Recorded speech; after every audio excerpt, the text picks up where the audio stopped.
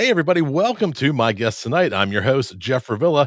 Tonight's guest, Praxie Osong. We're going to be exploring how astrology connects to identity, why self improvement isn't the answer, and how divergent is actually design. Let's hear tonight's theme song. Divergent by design, no need to hide. Praxie sees the magic you got inside. ADHD turn into a gift. Astrology's the compass giving souls a lift. My guest tonight with Jeff Revilla. The stars connect, it's a cosmic thriller.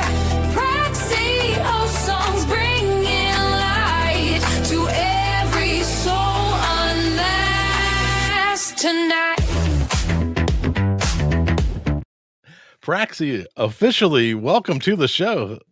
Thank you, Jeff. I loved everything about that. That was so cool. I really loved that. I do a ton of research and I use it's just me. I'm a one person show and I use AI to really look like a team of 10. But Yeah. we take all the research and then we have AI generate lyrics and generate a song for you. So it's pretty customized. And so far, it's been a hit with the guests.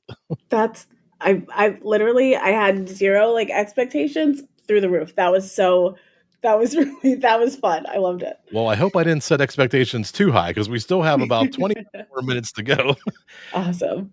A lot of time, what this show is about, it's about exploring the journey that led you to be who you are today. It's my guest tonight. Yeah. We're telling your origin story, and we always start way back. And where were you born at? Where did you begin life at?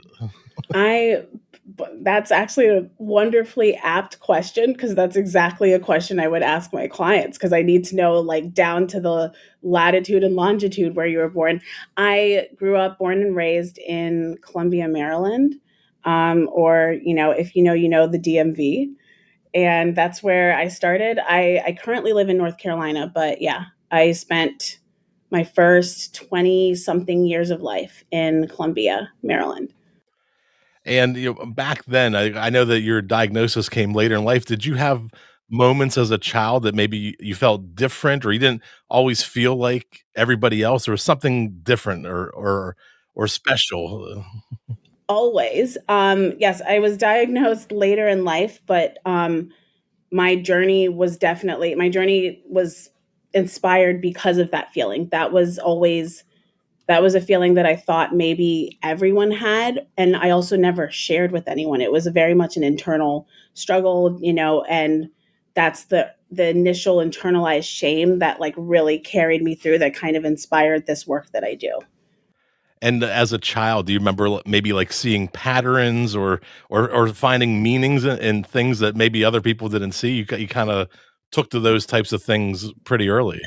Yes. So when I was 12 years old, that's when the astrology kind of found me, because that's kind of what they say, you don't find astrology, astrology finds you. And I understood it and followed it immediately. It's extremely complex, and I always considered myself a little bit more sensitive than other people.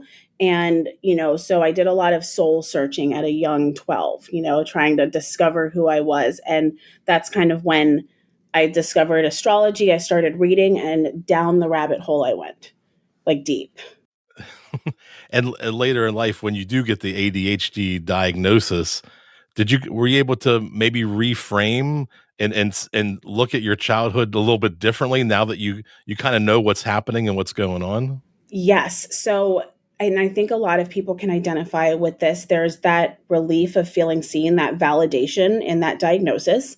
And then there's, like, right, like, everyone says like your life flashes before your eyes before you die. Like, but this is like a rebirth in that sense where every time I remember my childhood, every trauma, but every joy, I see it under this new neurodivergent lens, and it brings so much clarity, but there's a little bit of grief there. So it's a bit bittersweet.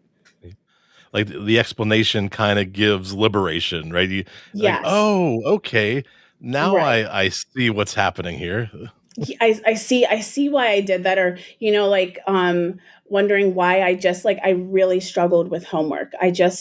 I couldn't like they would, send us off from school and they're asking us to do like a 10-page essay, and I'm just like, that's insane. But then I would come into school the next day and everyone's doing it, and I'm like, what was it about me that I didn't have that same kind of discipline that my peers had? And yeah, so I look back and I'm just like, that explains it. That explains it every day of my life.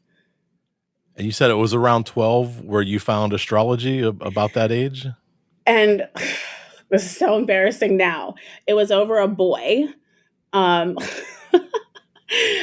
12 years old, and I'm like in love with this Scorpio boy, and yahoo.com is telling me that Cancers and Scorpios are like soulmates, and I was hooked. That's, you say no more. That's all I needed to know.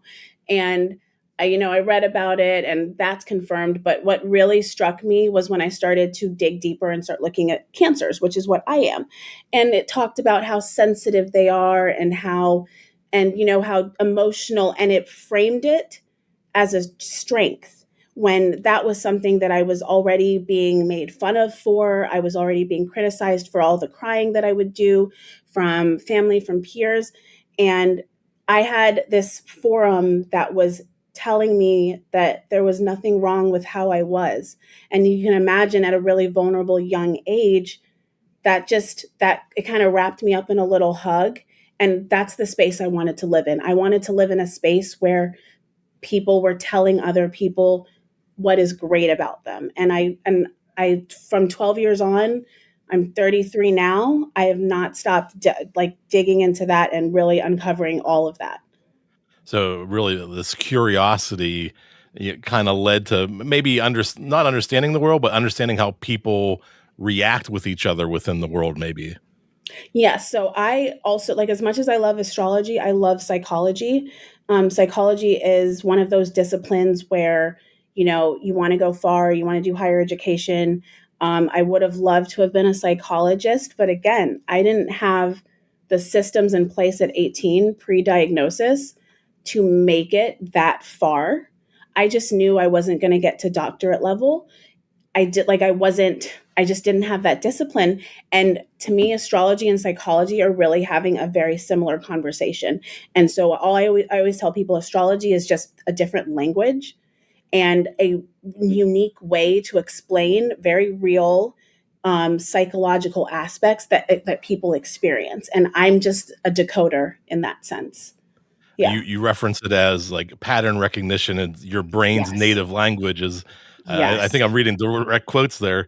Um, what can you walk us through what you noticed as a child, and then as you grow up and you're studying astrology and you're seeing these patterns, and do you start to see like just different ways the world's put together and the different ways that people react in situations? So I used to have, and this is a muscle I haven't stretched in a long time. I used to have this, what I call a party trick, where I would go and someone could talk to me for a few minutes and I'd be like, Capricorn. And I would be, I had to actually stop doing it.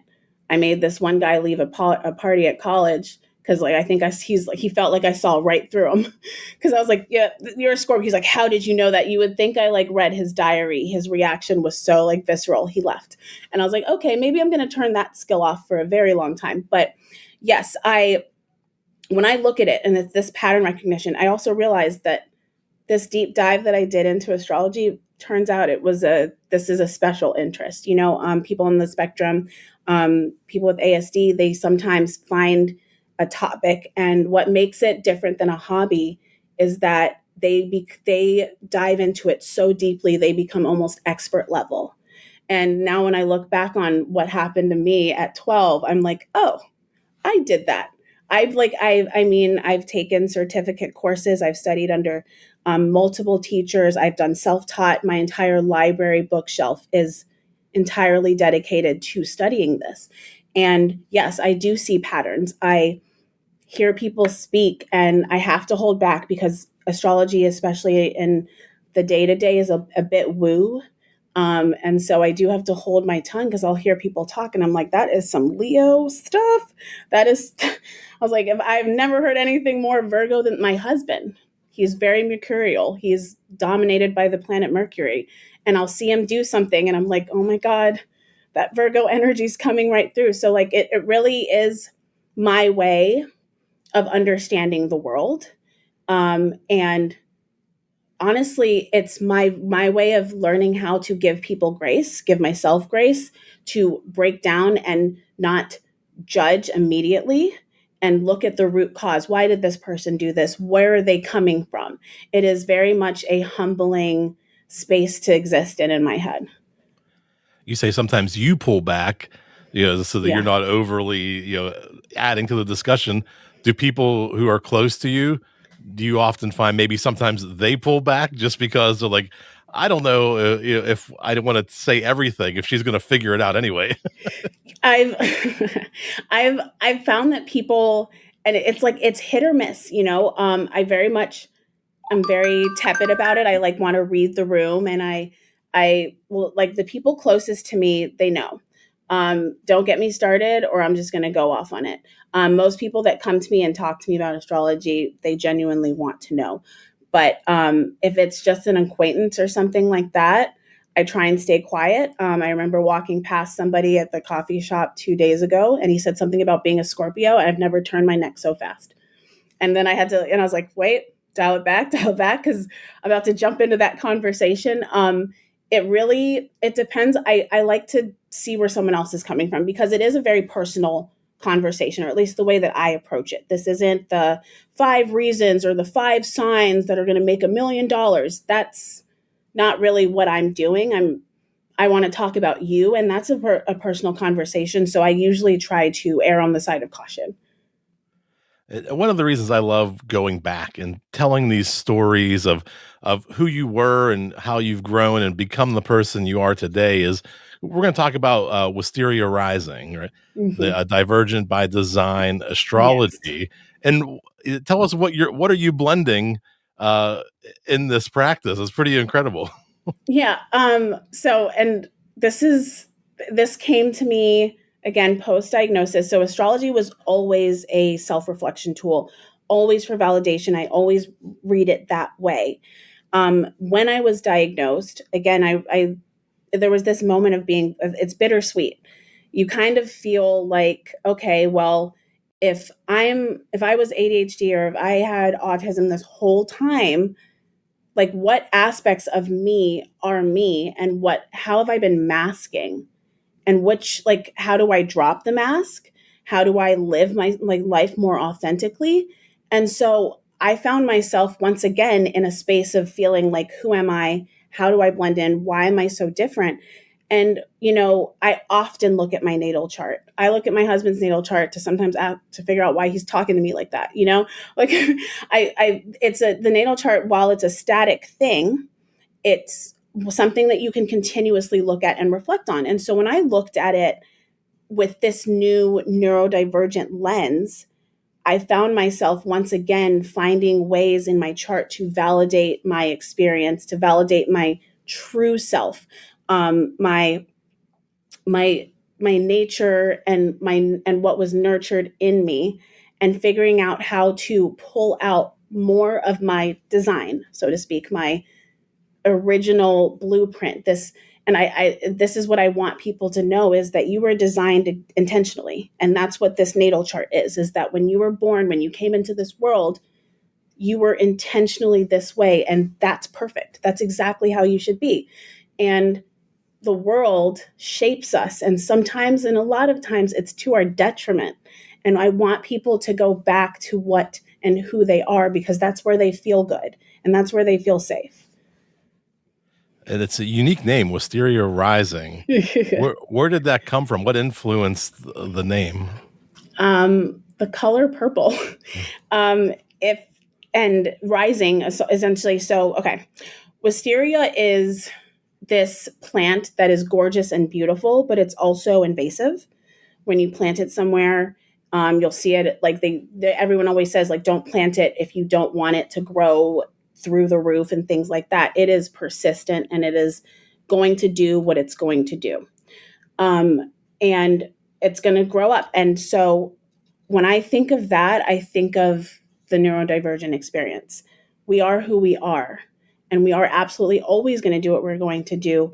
And we have that resilience in us. We have that ability. We have that adaptability. And I want people to know that they can push past whatever barrier is in their way. And they're going to be beautiful when they do it. They're going to be this gorgeous, lovely purple tree plant. And rising is just, we have parts of our chart. And if you know that there's your sun sign, your moon sign, and your rising sign. And this is that the rising sign is that person that the world sees, the way you show up in the world initially, how we see you. And so I just kind of blended that together. It's an interesting perspective. As a lot of people maybe feel weighed down by self-improvement, like, oh my goodness, all these things I have to change and work on. And why do you think that reframing it as, seeing divergence as design is more liberating than than self-improvement? Because I think that some self-improvement, while the intention is always good, is it still reinforces a lot of shame. It reinforces molds that I don't believe that a lot of us need to fit into. I don't necessarily agree with some of society's rules. There's some that just don't make sense. If you ask why, the amount of times I spent shaming myself for not fixing my bed, but nobody's walking into my room but me. I quite literally don't care if I fold my sheets. So why do I beat myself up about it? Why do I feel like less of a functional adult because I didn't do it? Those are really silly things, but I know that there are people walking around holding that in their heart and adding a value system to whether or not they're a good enough adult or a person because of these very arbitrary rules that society set. Some people who thrive when they listen to music and are doing five different things a day, that doesn't necessarily mesh with a traditional school setting, but that doesn't make them wrong. And so I really feel like reframing and deprogramming people to believe that, again, you're divergent by design. This was intentional because neurodivergence is simply an alternative brain makeup. That's all that it is. And instead of, pathology and diagnosing, we should just be accommodating. Like this is 100% a conversation about inclusivity and accessibility, not, do better. And I'll show you how to be better. That doesn't exist in my vocabulary. You mentioned the unmasked self. Yeah. Can you think of a time or an example of when a client really took this information and really embraced their unmasked self? I had someone who I was speaking to them and they kind of were, a little timid and a little, I think I was asking them about, what do you do for fun? Who are you? And they were just kind of like, I do this and I do that. And this was during a session and this is without revealing too much. I kept looking at this aspect in their chart and I was just like, you seem kind of quiet, but that doesn't really, I just wasn't seeing that in their chart. I was seeing something a little bit more loud, a little bit more forward facing, something that she should share with the world. And it wasn't until the end where they just casually dropped that they write poetry and music. And I'm looking at their chart and I'm like, and you're keeping this to yourself? And it's her hesitation was that it was too vulnerable, and vulnerable as in people might think it's like too heavy. And I just kept looking and I was realizing when I look at someone's chart, sometimes there's something that's just like yelling, like this person is that. And I look at that person and we're talking and you can see that there's something below the surface. And if you scratch a little bit, you poke at it a little bit more, we always end up uncovering that thing that they want to hide. And then you get them to talk about it and they don't stop talking about it. And I'm like, that's what you want. You want that passion, because the world has a way of kind of wearing us down. And, we're trying to just get through the motions of making it through a day. And there's no spark, there's no creativity, and that's what I'm looking for. And somebody listening to this maybe hasn't thought about your practice or Wisteria Rising, and they're just going about their normal day. Maybe day to day, they're in a routine and they're just used to getting up, not making their bed, going to work, getting the groceries, coming home, cooking the dinner. They're not always thinking outside the box. So what kind of, who can really benefit from just having a session with you or talking with you? Is there an ideal client, or is it something that really anybody could learn something from? I think this is an everybody conversation. Like I said, astrology is 100% inclusive. It does not, when you look at a natal chart, if I just look at a natal chart, don't give me the name, don't give me the birth date, any information, I just see a chart, that is just a whole person. And so I believe that everybody can benefit. But with that said, I have found a lot of comfort as a late diagnosed neurodivergent person. This particular demographic, our demographic, is overlooked. We made it by just enough, but obviously not enough to not get diagnosed later in life because something broke down. We hit a wall, we got burnt out. A lot of us moms gave birth and all of a sudden now we can't juggle it. Something happened and work got a little bit difficult, and all of a sudden you're like, why can't I keep up? You get this late diagnosis. And so I love that demographic particularly because we're going to hit a point after diagnosis where we're looking for something. We're looking for our identity. We're looking for how to unmask. We're looking to be authentic, and we don't know where to begin. And I want to remind people who the hell they are, because that's where you start. You start with just being who you are and living that, because you haven't been up until this point. So that particular demographic, but overall, everybody could benefit from this kind of searching. Yeah. With all the clients and growth you've experienced over the years, where do you see Wisteria Rising going in 5 to 10 years? Is this something that you can branch out? Do you envision speaking on stages or books, or what does the future hold for you? I absolutely adore that question, Jeff. I would love to do workshops. I would love to do seminars and have this conversation. I want and really sit there and get people to chime in and talk about the ways in which we are put in boxes and put in molds.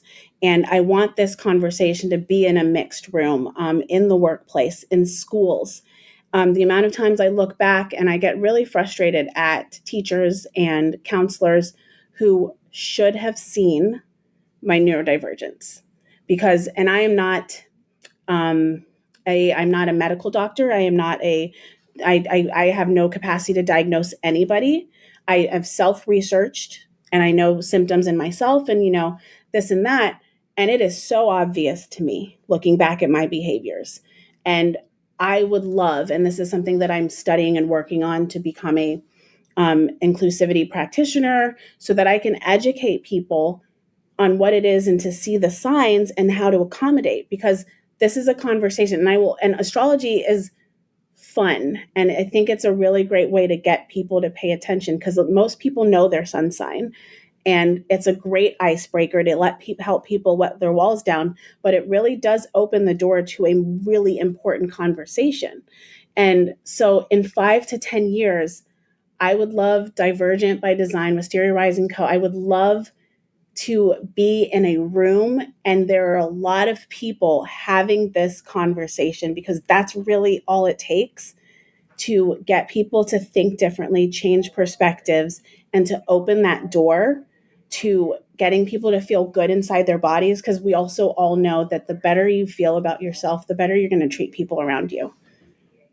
So look forward to 5 to 10 years, Wisteria Rising World Tour. We're going to take it on the road to different conferences and seminars and different communities, and we'll have you'll have a big meetup, and have those conversations with that. You're right. Sometimes it goes undiagnosed, or the people don't have the right conversations, and that awareness really helps people see, the different things that you need to have those conversations about. Yeah, I'm manifesting that. Absolutely. That's amazing. Praxie, if people wanted to connect with you, if they wanted to, reach out to you, what's the best way to connect with you and get on board with Wisteria Rising? You can find me at divergentbydesign.co, and that's my Instagram handle, TikTok handle, and divergentbydesign.co is also my website. And click all the links, and I will continue to add to it for educational purposes, for booking, and just to share more of my story and to get people more involved in the conversation. Awesome. I'll have all those links in the show notes. Let's go back to that theme song. Divergent by design, no need to hide. Praxie sees the magic you got inside. ADHD turn into a gift. Astrology is the compass giving souls a lift. My guest all night with Revilla. The stars connected to cosmic thriller. Praxie Osong's bringing light to every soul unmasked tonight. I love that theme song. I was not expecting that. I can't wait to tell my husband. That's so fun.